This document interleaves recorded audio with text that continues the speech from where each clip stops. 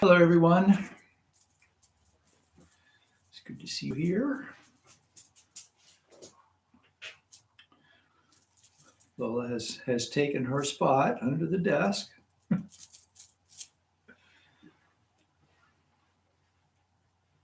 Hi, Catherine. Hi, Nina. Hi, Ellen. Hi, Marianne. Hi, Jeff. And hello to everyone else. Anyone else who's here.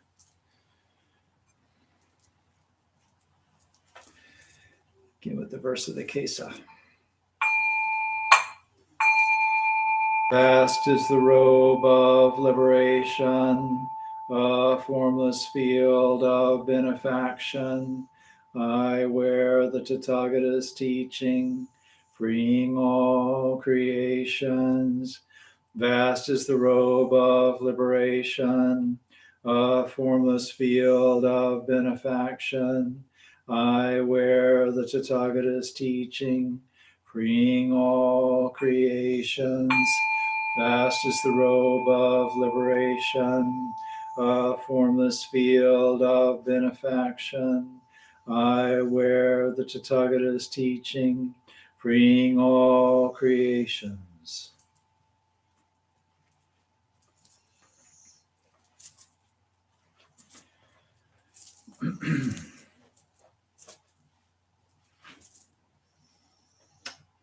Gata of Atonement. All harmful karma ever committed by me since of old, on account of my beginningless greed, anger, and ignorance, born of my body, mouth, and thought, now I atone for it all. All harmful karma ever committed by me since of old, on account of my beginningless greed, anger, and ignorance, born of my body, mouth, and thought, now I atone for it all. All evil karma ever committed by me since of old, on account of my beginningless greed, anger, and ignorance, born of my body, mouth, and thought, now I atone for it all.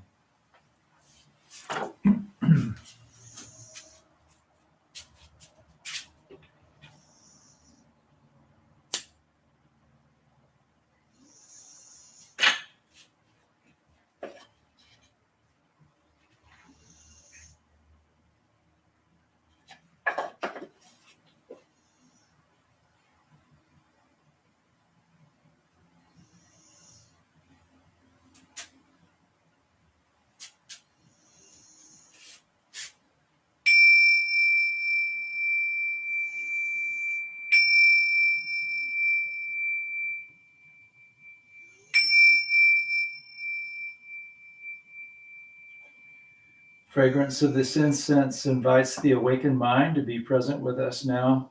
The fragrance of this incense fills our room, protects and guards our minds from wrong thinking. Fragrance of this incense unites us with precepts, concentration, and insight. We offer it for all beings.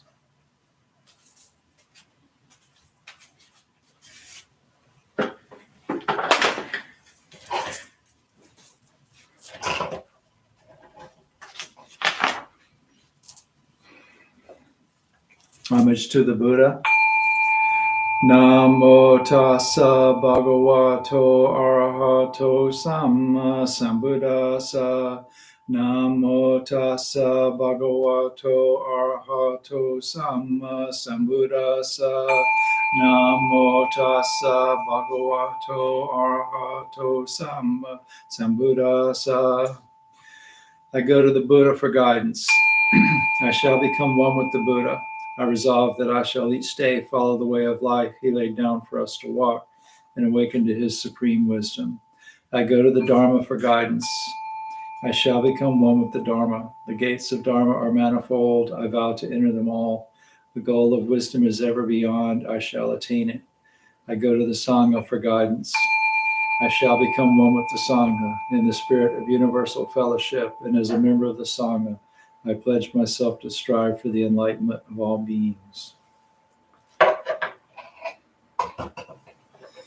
The Metta Sutta.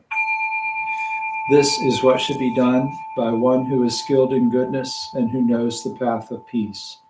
Let them be able and upright, straightforward and gentle in speech, humble and not conceited, contented and easily satisfied, unburdened with duties and frugal in their ways, peaceful and calm and wise and skillful, not proud and demanding in nature. Let them not do the slightest thing that the wise would later reprove. Wishing in gladness and in safety, may all beings be at ease.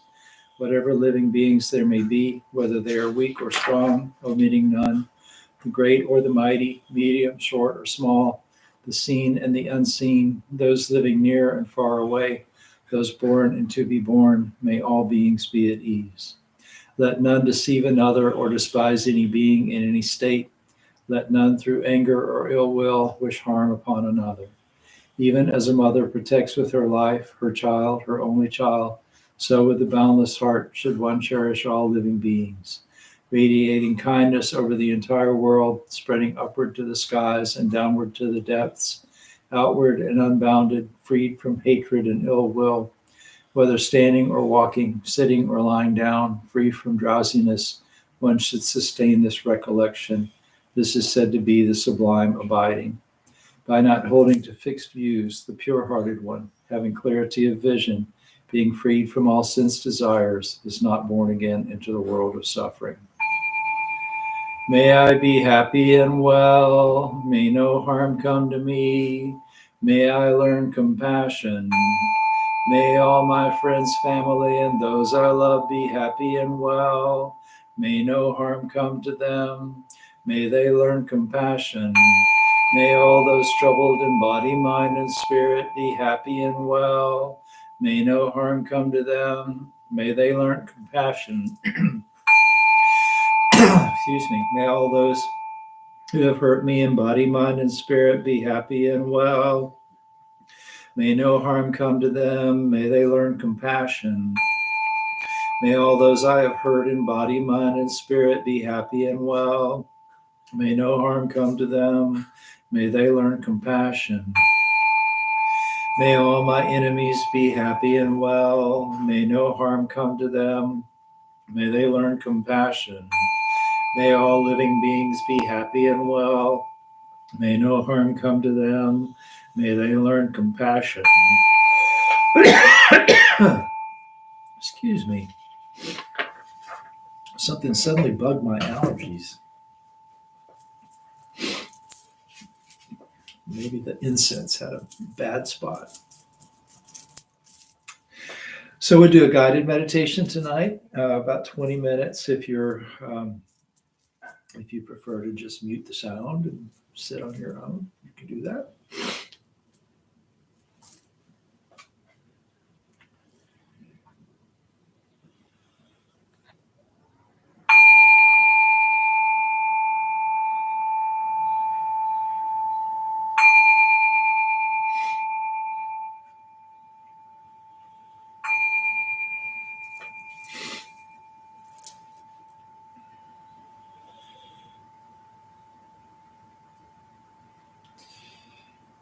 Take a few nice deep breaths.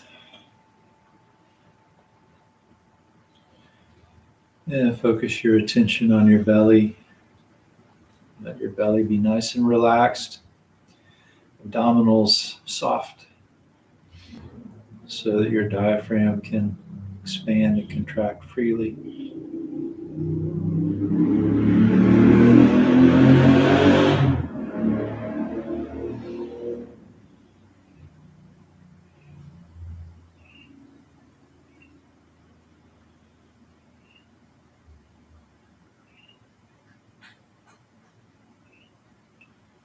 And then take some deep breaths, continue breathing deeply. So breathing in long breaths and breathing out long breaths. Not unnaturally long, but just natural deep breaths. In long, out long.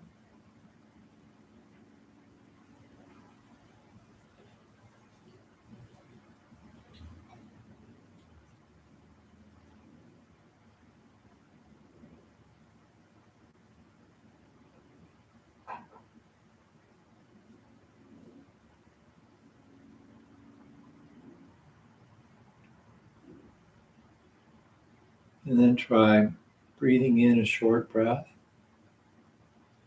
breathing out a long breath.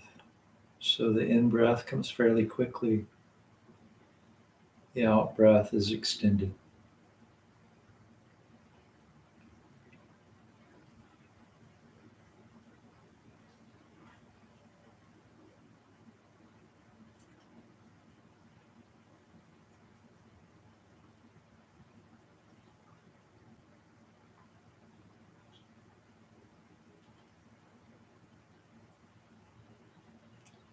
And now reverse that for a few breaths. So breathe in kind of long and then just let the breath go.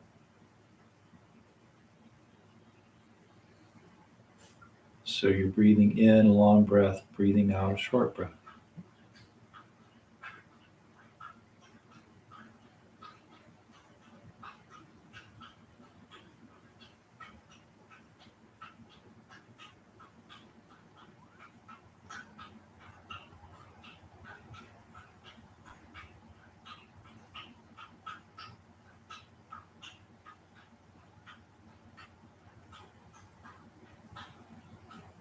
And then in and out short breaths.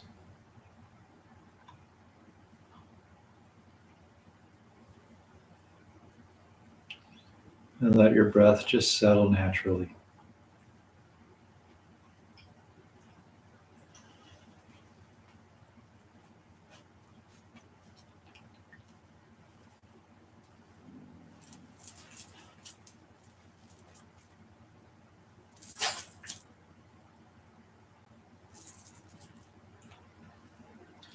You bring your attention to the breath at your nose.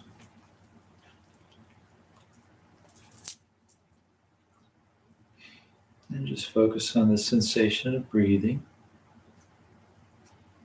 right there at the tip of your nose, so where the breath flows out your nostrils over your upper lip. And noting your breaths, each breath, bu-do, bud on the in breath, do on the out breath,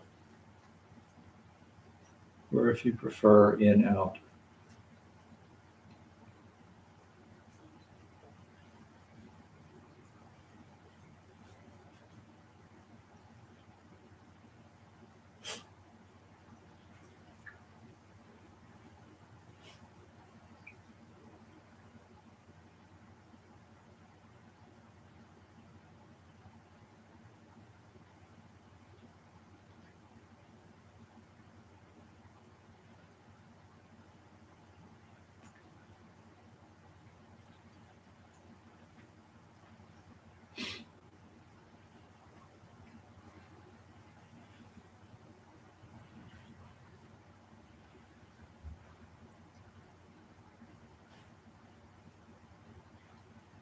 And then shift your attention a little farther down the path the breath takes. So to the back of your mouth where your sinuses open up by your soft palate.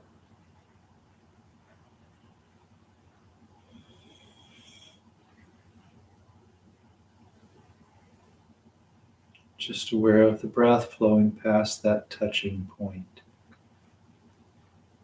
And this word touching point, this is the place where the breath and the attention meet.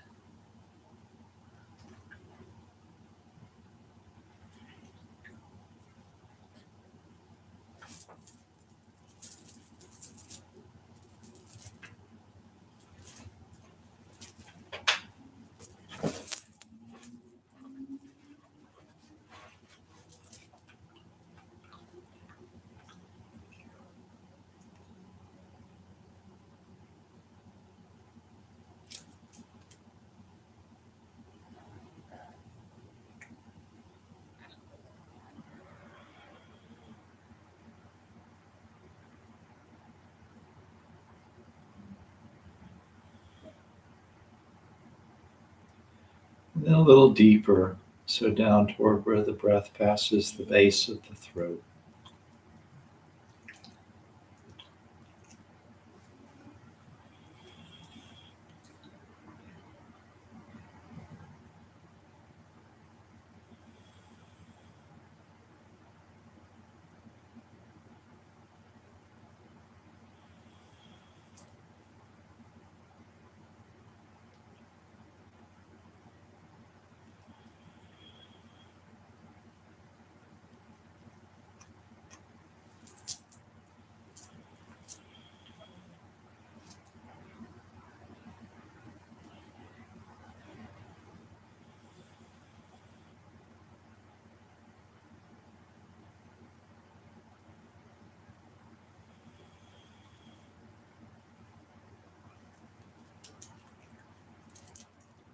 And a little deeper, the breath passing in and out the chest cavity, so the lungs filling and empty.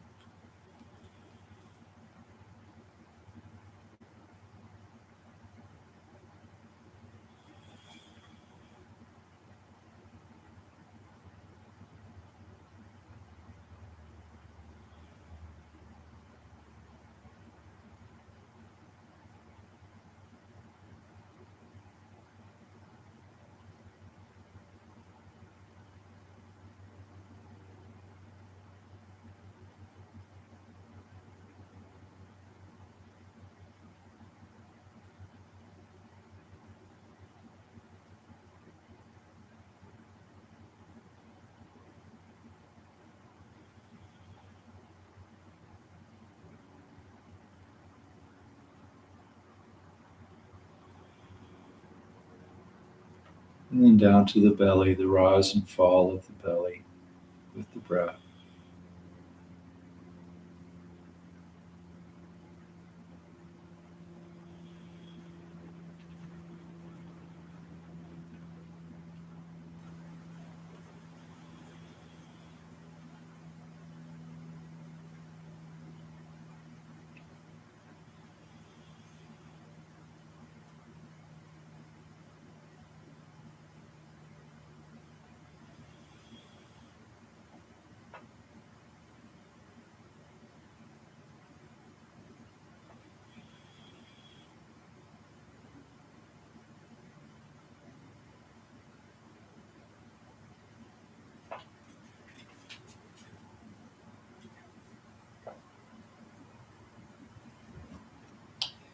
And then just keep your attention there or move it any place where it's comfortable to watch the breath.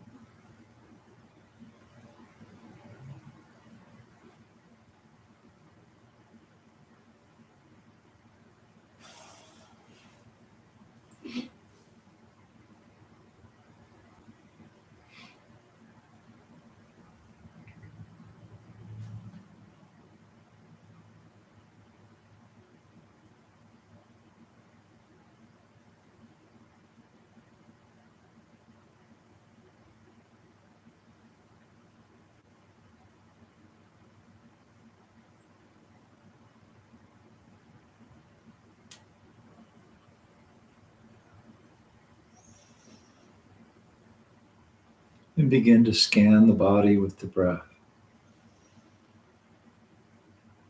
So the way that works is you move the attention to a body part. You settle your attention there. And you bring the awareness of the breath to that area. And you may begin to feel almost as if you're breathing through your skin.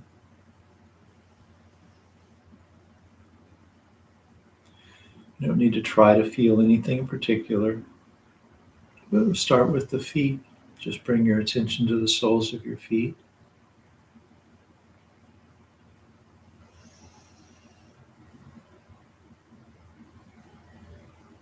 And then establish the attention on the breath in that area.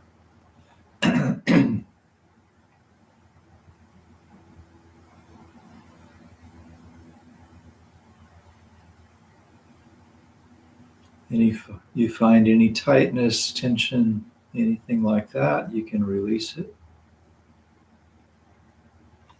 Any other feelings, pleasant, unpleasant, or neutral, just let them be there.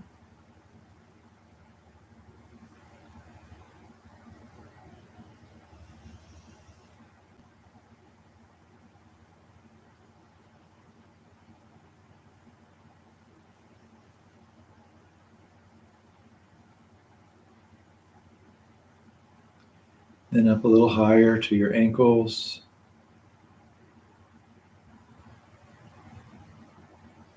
Rest the attention. Breathe into that spot. Let go. Let be. Release. Accept.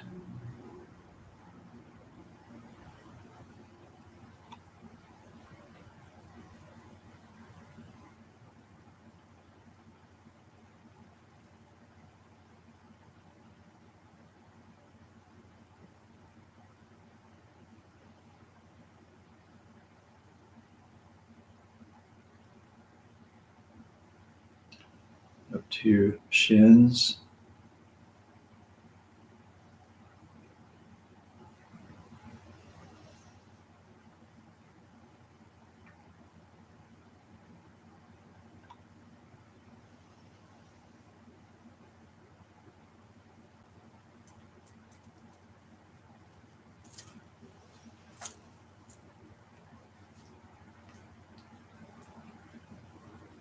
Your knees.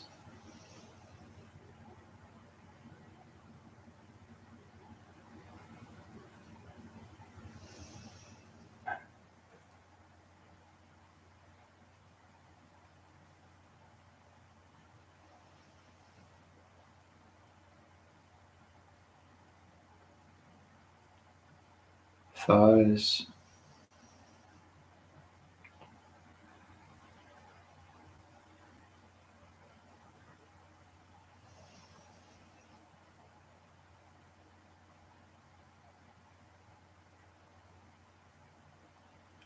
And gradually working your way up through your pelvic area, up through your belly, chest, shoulders,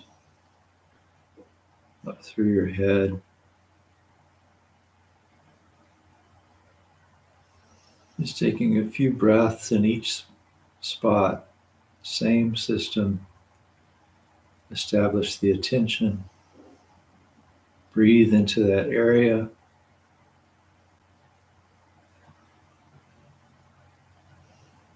Release what wants to release.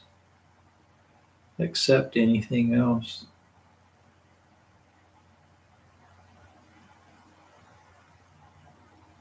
If there's a spot with extra tightness, you can rest there a little bit longer.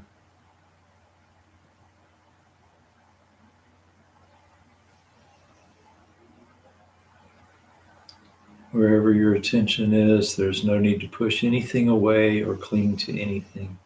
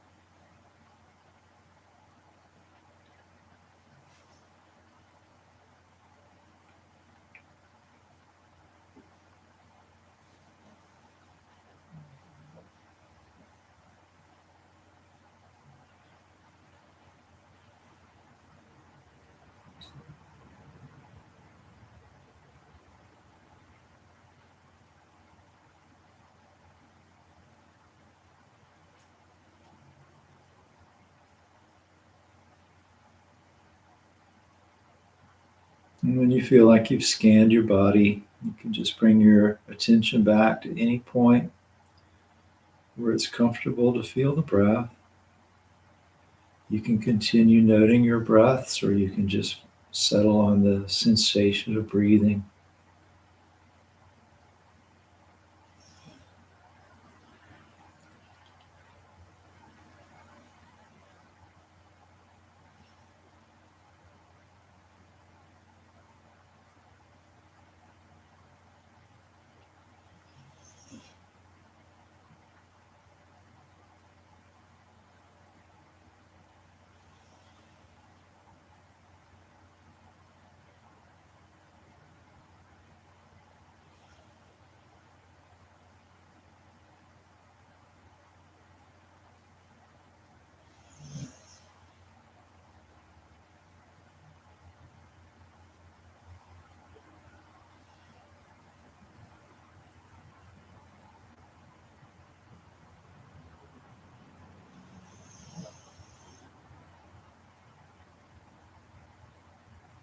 We'll continue to meditate this way for about 2 more minutes. Just resting the attention lightly on the breath.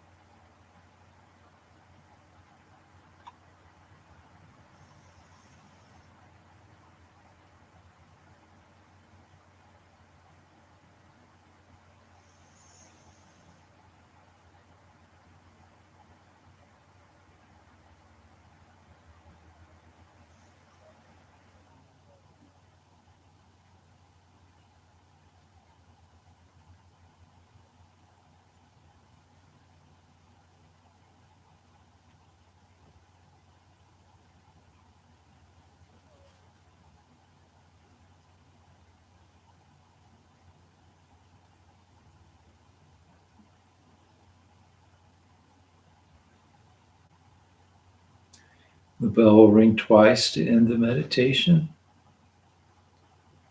Take your time leaving meditation. When it rings the first time, bring your hands together in front of your heart. You can take an extra deep breath there if you'd like. When it rings the second time, just bow slightly. Just take a moment to be grateful to yourself for putting aside this time to develop your spiritual life.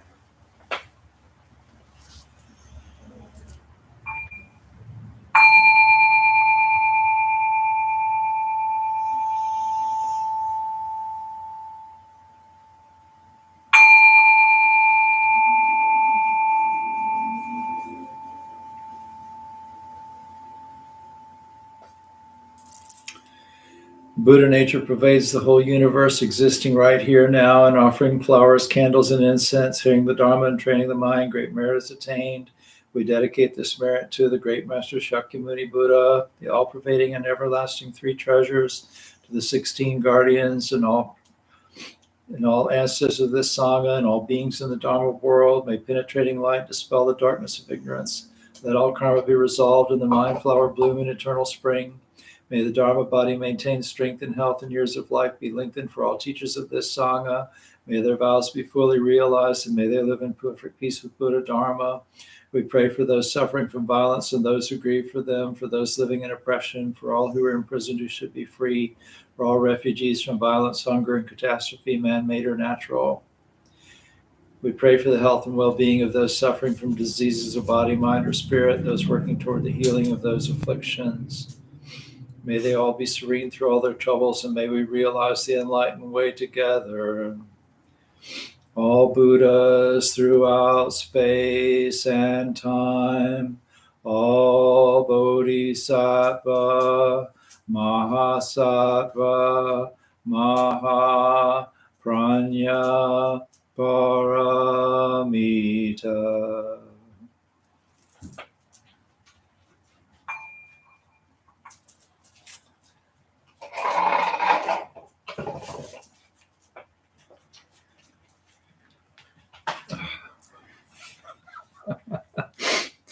You think that will make extra views? I haven't really done a study of the dog's appearances and the videos and the number of viewers that show up. I'm sure if I did something really embarrassing, there'd probably be thousands and thousands of viewers. Maybe I should do that sometime. Uh, yeah, the dogs were y'all probably hopefully didn't experience quite as much of the dogs as I did. Dee Dee, so Lola comes in. Lola's the bigger dog, and she lays down, almost always lays down on my feet during these things. But she's usually pretty quiet. And Dee Dee usually stays back wherever Sensei Michelle is. So today, though, Dee Dee decided he needed to drink very loudly for quite a while. I don't know whether you could hear that. And then he decided to come in here and see who I was talking to. And then he was very persistent that he really needed to be in my lap. And so anyway, say hi to the people, Dee Dee. My emotional support Buddha dog. Anyway. So yes, I know. Am I disturbing you by trying to give a Dharma talk while you're trying to sleep in my lap? Would you like to get down? Would you like to go back to sleep? Let's get down. He's giving me this look, though. You should see this look he's giving me. Okay, so anyway, this is an interesting book, Essential Chan Buddhism. It's by Chan Master Guo Jun. Well, I don't know if he's the cutest dog ever, but he is pretty darn cute, that's for sure. And, the thing is, neither Michelle nor I ever had small dogs.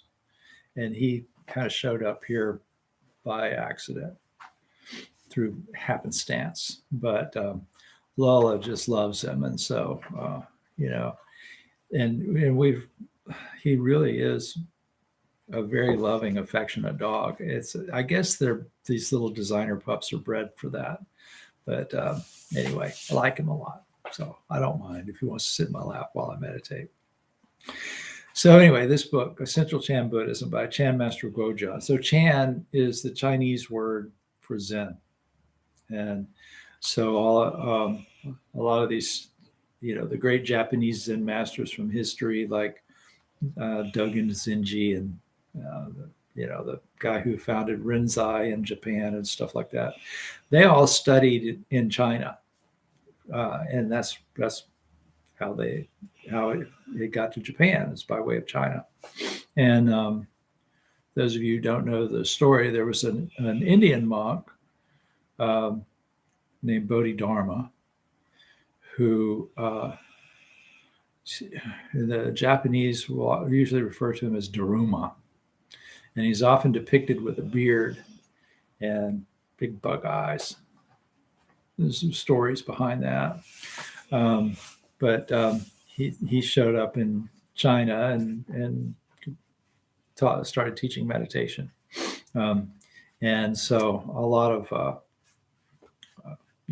that's a lot of our tradition on the Zen side comes out of that story and comes from Chinese masters.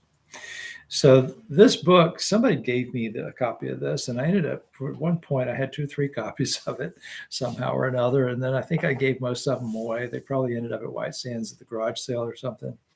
But it's organized. If it's generally in fairly short chapters, probably sections of Dharma talks that somebody compiled and then turned into these little 3-page chapters or whatever. And it's good stuff. It's all good stuff.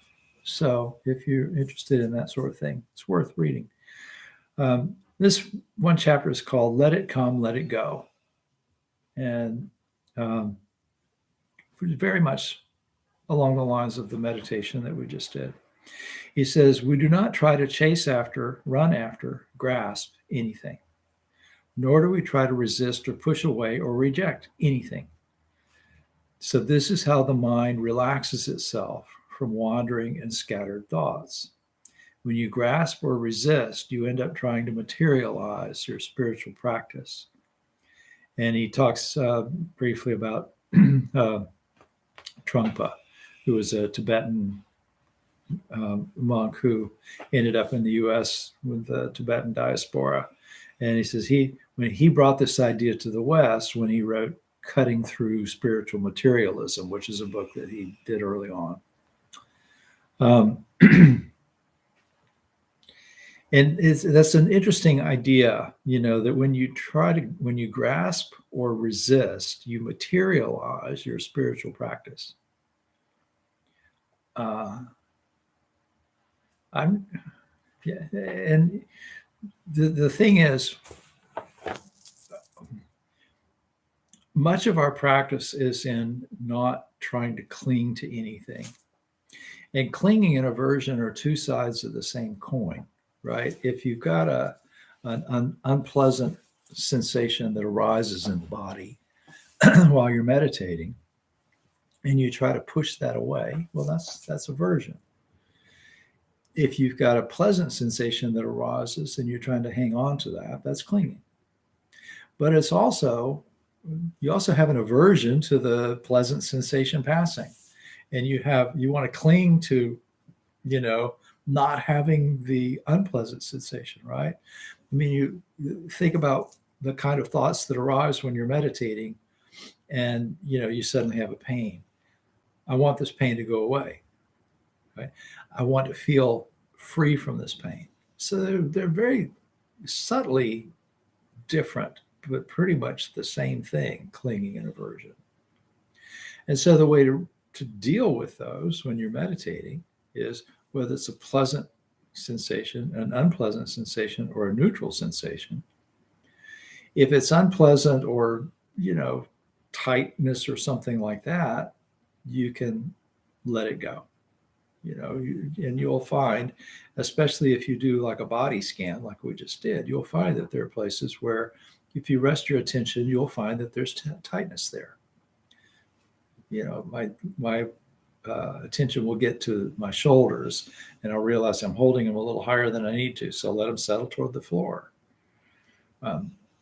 When you scan like your face, you'll find you're squinching your eyes too shut. Relax that. That's right. So part of the purpose of the body scan is to physically relax part of the body, but part of the purpose too is to find where you're clinging to stuff, where you're tight, where you're holding on, and to let it go, right? But then there are things that won't just release. And those things, you can just let them be. You release the idea that they shouldn't be there. It's still a letting go. It's still a releasing. You're releasing the idea that you should feel a certain way, that you should have a certain kind of experience when you meditate. So it's still letting it come, letting it go. When you grasp or resist, you end up trying to materialize your spiritual practice. You're trying to create an experience that you think you should have, or an experience that you think it would be good to have.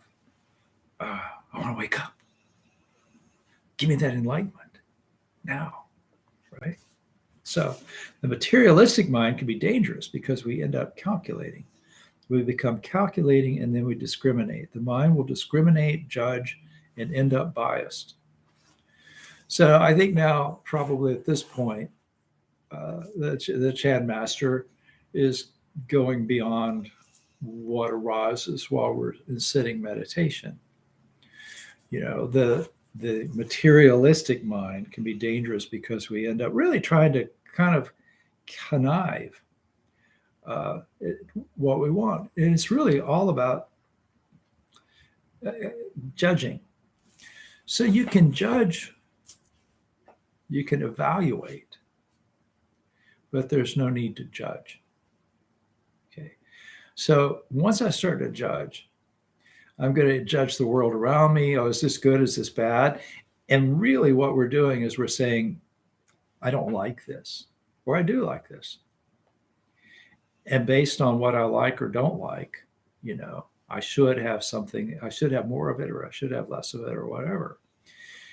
Judging is a lot of work. A lot of work. It takes a lot of effort to judge everything. So why do it? You can't control it anyway. So why judge it? Yeah. So if it's pleasant, good, it's pleasant. Enjoy that while it's pleasant. If it's unpleasant, okay, it's unpleasant. Let it be. There's no need to compound it by deciding that it should be different than it is. That just makes matters worse. And he kind of goes on to talk about that too. It says grasping and rejection work in the following way. We have ideas of good and bad, which result in likes and dislikes. I actually think it's backwards. We like or dislike, and based on whether something is pleasant or unpleasant, that's a little much, we decide it's good or bad. We all know that when it rains, that's neither good nor bad. It rains. It happens because the weather's a certain way, right?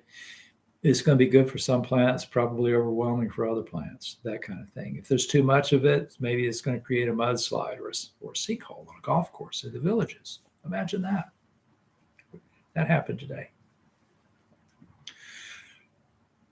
See, even sinkholes in golf courses are just a natural phenomena. They occur. Right?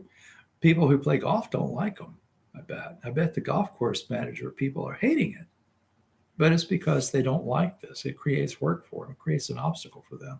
But in terms of the way the universe works, and rain and limestone and things like that, there's nothing evil about it.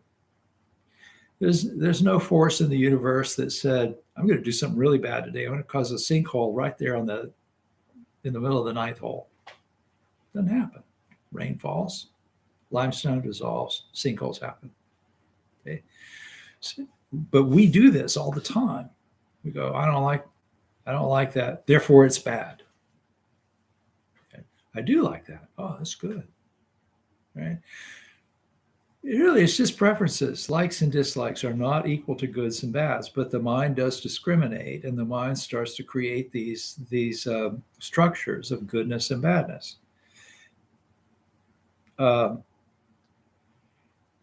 This results in what we call a dualistic mind, or the mind of opposition. Owing to opposition, there's conflict and contradiction. There's no harmony or balance. And when there's no harmony, there's no peace. So peace is not a matter of getting what you like. Peace is a matter of being in harmony with what is. Yeah. So that's, and I'm not going to say that there aren't times that really legitimately bad things happen and people do really crappy things. Yes, that happens.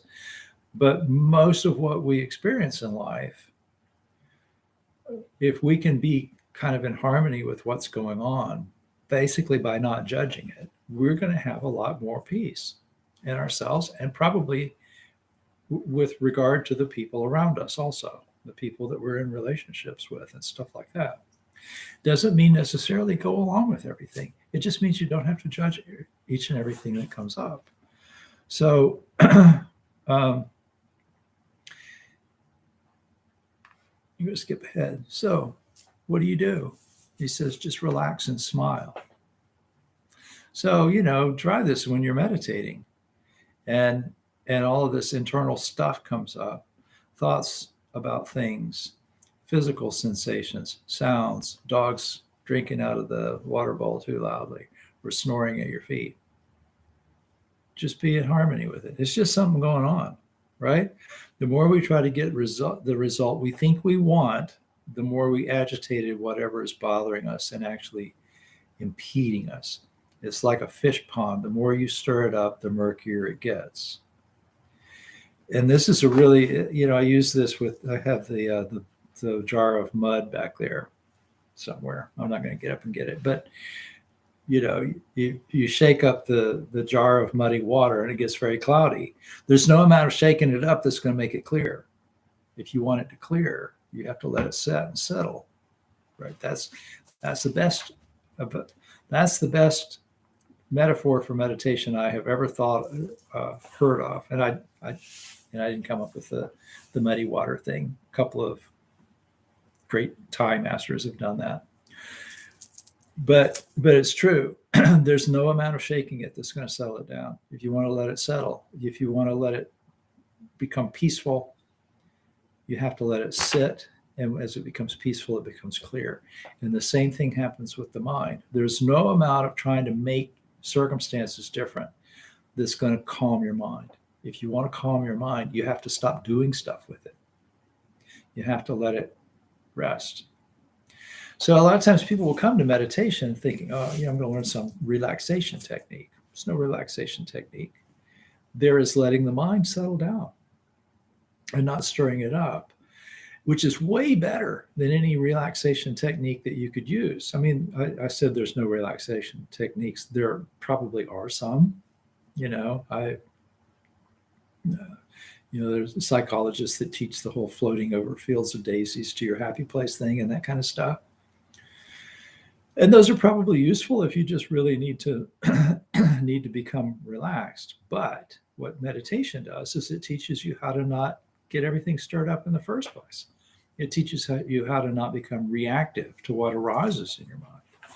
And it's simply that, not judging things, not deciding what's good or bad, just being with what is.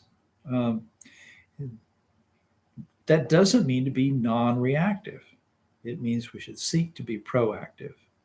Even before problems arise, we become aware of them and let them go. By reacting, we only create new problems. Whenever you grasp at or push away or reject, you live in the world of opposites and duality. You have conflict and tension.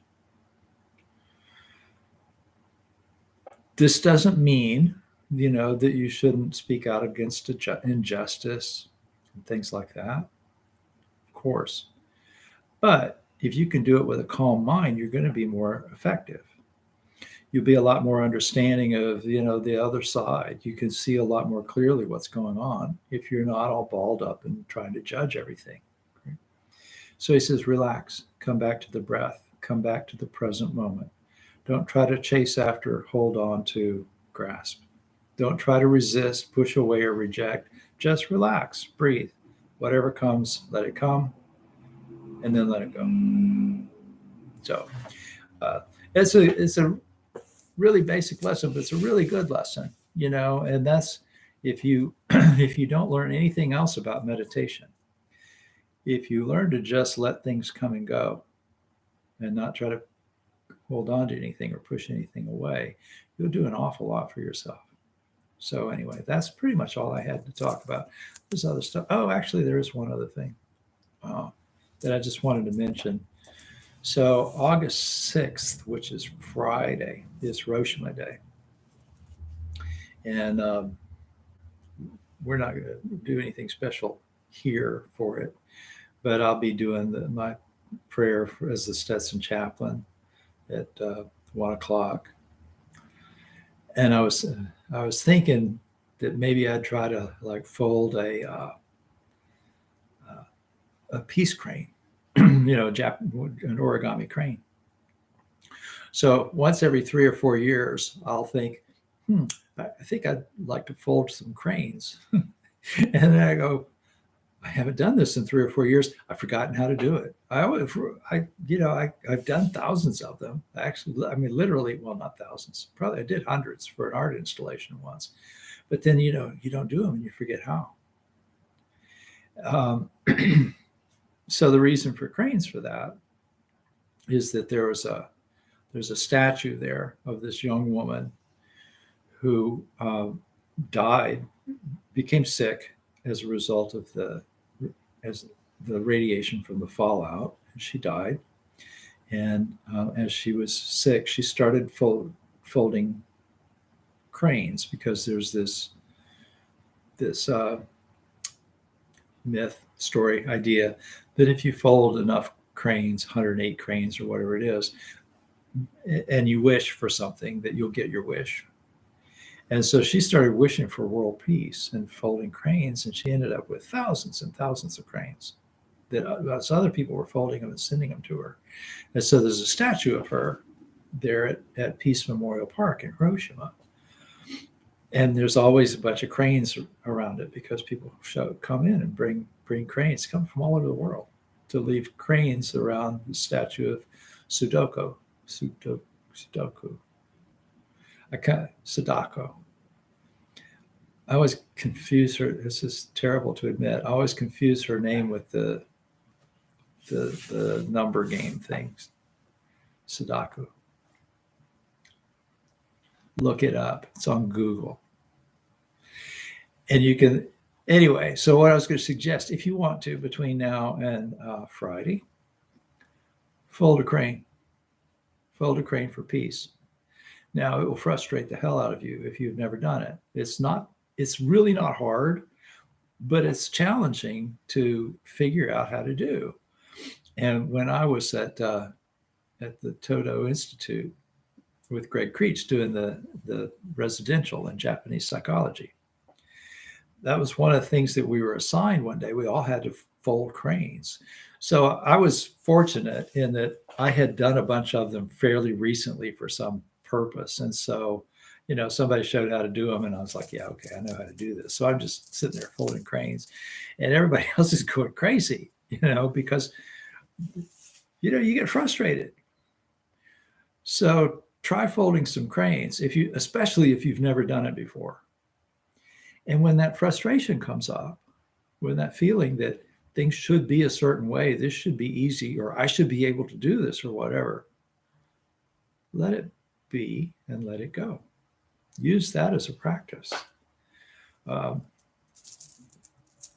then put the cranes on your altar at home.